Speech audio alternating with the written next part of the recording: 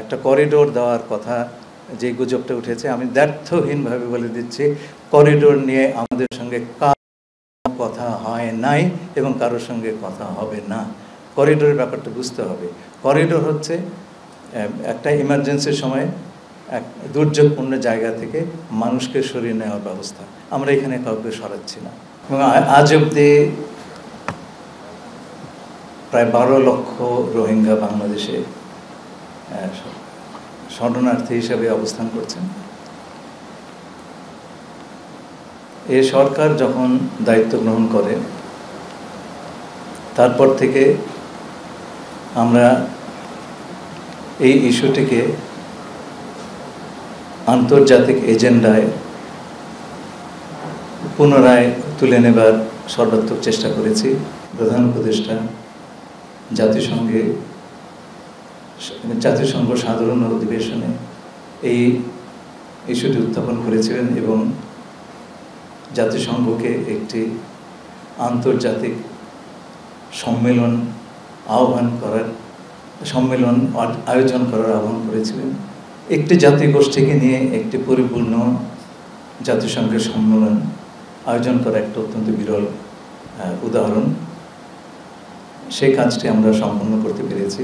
আগামী 30শে সেপ্টেম্বর জাতিসংঘ সচিবালয়ে এই সম্মেলনটি অনুষ্ঠিত হবে।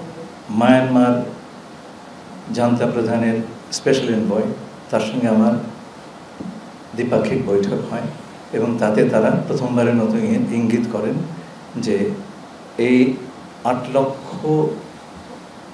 রোহিঙ্গাদের মধ্যে 2.5 লক্ষের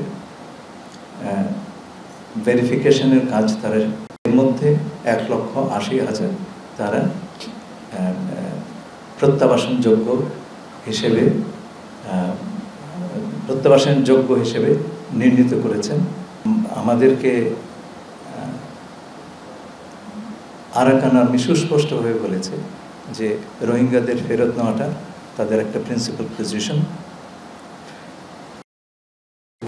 মায়ানমার সরকারও উল্লেখ করেছেন।